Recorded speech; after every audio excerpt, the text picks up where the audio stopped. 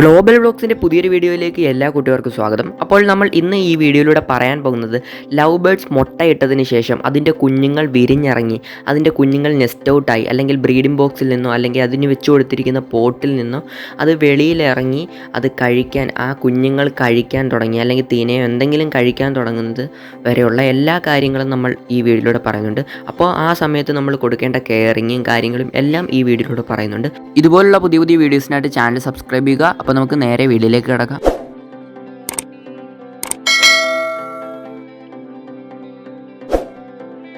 ഒരു pair love birds മേറ്റായി കഴിഞ്ഞാൽ അത് മുട്ടയിടാനായിട്ട് ഏകദേശം 10 ദിവസമാണ് എടുക്കുന്നത്.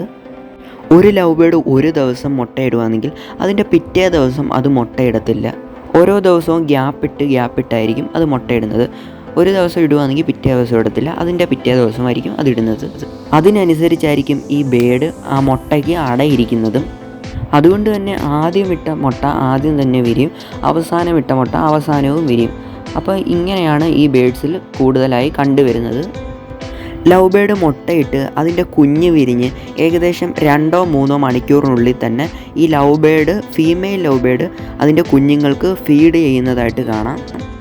ആ സമയത്ത് male love bird female love ബേഡ്സിന് തീറ്റ കൊടുക്കുകയും ഫീമെയിൽ ലവ് ബേഡ്സ് അതിൻ്റെ കലത്തിനുള്ളിൽ പോയി അതിൻ്റെ കുഞ്ഞുങ്ങൾക്കെല്ലാം ആ തീറ്റ കൊടുക്കുന്നതായിട്ടും കാണാൻ പറ്റും. ഈ സമയങ്ങളിലൊക്കെ ഫീമെയിൽ ലവ് ബേഡ് നന്നായിട്ട് തന്നെ ഫുഡ് എടുക്കും. കാരണം ഈ കുഞ്ഞുങ്ങൾക്കെല്ലാം കൊടുക്കുന്നതിന് വേണ്ടി ഫീമെയിൽ ലവ് ബേഡ് നന്നായിട്ട് ഫുഡ് എടുക്കുന്നതായിട്ട് കാണാം. അതുകൊണ്ട് തന്നെ നമ്മൾ നല്ല ഫുഡുകൾ ആ സമയങ്ങളിൽ കൊടുക്കാൻ ശ്രദ്ധിക്കണം. അതായത് എഗ് ഫുഡ് പോലുള്ള ഫുഡൊക്കെ കൊടുക്കുകയാണെങ്കിൽ ഈ ബേഡിന് നല്ല ഗ്രോത്ത് കിട്ടും. അതുപോലെ തന്നെ അതിൻ്റെ കുഞ്ഞുങ്ങൾക്ക് നല്ല ഗ്രോത്ത് ആയിരിക്കും. അതുപോലെ തന്നെ നമ്മുടെ ഈ പേരൻ്റ് ബേഡ് ഈ കുഞ്ഞുങ്ങൾക്കെല്ലാം ഫുഡ് കൊടുക്കുമ്പോൾ ഭയങ്കര വീക്കാവും. അതിന് ഫുഡ് കിട്ടാതെ അതിൻ്റെ കുഞ്ഞുങ്ങൾക്ക് അധികമായിട്ട് ഫുഡ് കൊടുക്കുമ്പോഴത്തേന് ഈ ബേഡ് വീക്കാവും. അതുകൊണ്ട് തന്നെ നമ്മൾ നല്ല ഫുഡ് കൊടുക്കാൻ ശ്രമിക്കണം. ഇലവർഗ്ഗങ്ങളായാലും തുളസി, അതുപോലെ തന്നെ നവരയില അതൊക്കെ കൊടുക്കുകയാണെങ്കിൽ ഈ കുഞ്ഞുങ്ങൾക്കും പേരൻസിനും നല്ല ഗ്രോത്ത് കിട്ടാനായിട്ട് സഹായിക്കുന്നതാണ്. ഈ സമയങ്ങളിൽ നമ്മൾ തിന മാത്രം എപ്പോഴും വെച്ച് കൊടുക്കരുത്. എഗ് ഫുഡൊക്കെ പ്രിപ്പയർ ചെയ്തിട്ട് കൊടുക്കുന്നത് നല്ലതാണ്. അപ്പം നമ്മുടെ ബേഡിൻ്റെ കുഞ്ഞുങ്ങളെല്ലാം വിരിഞ്ഞ് നല്ല ഹെൽത്തി ആയിട്ട് തന്നെ വളർന്നു വന്ന് ഏകദേശം 30 ദിവസത്തിനുള്ളിൽ തന്നെ ഈ കലത്തിനകത്തു നിന്നോ അല്ലെങ്കിൽ ബ്രീഡിംഗ് പോട്ടിൽ നിന്നോ അല്ലെങ്കിൽ ബ്രീഡിംഗ് ബോക്സിൽ നിന്നോ അത് വെളിയിൽ വരുന്നതാണ്. അതായത് നെസ്റ്റ് ഔട്ട് ആവുന്നതാണ്. ഈ കുഞ്ഞുങ്ങളെല്ലാം നെസ്റ്റ് ഔട്ട് ആയതിനു ശേഷം അതിൻ്റെ പേരൻസ് ഫുഡ് കഴിക്കുന്നത് കണ്ട് അതും കഴിക്കാൻ തുടങ്ങുന്നതാണ്. ആദ്യമൊക്കെ തിനപ്പാത്രത്തിനകത്ത് പോയി ചെറുതായിട്ടൊക്കെ ഒന്ന് കഴിക്കാൻ തുടങ്ങും.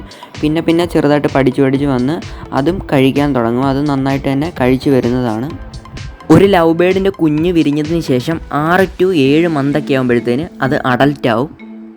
അഡൽറ്റ് സ്റ്റേജിലേക്കൊക്കെ എത്തുമ്പോഴത്തേന് ആ ബേഡ് മുട്ടയിടാനുള്ള പ്രായമാവും. അങ്ങനെ അതും പെയറായി ബ്രീഡാവുന്നതാണ്.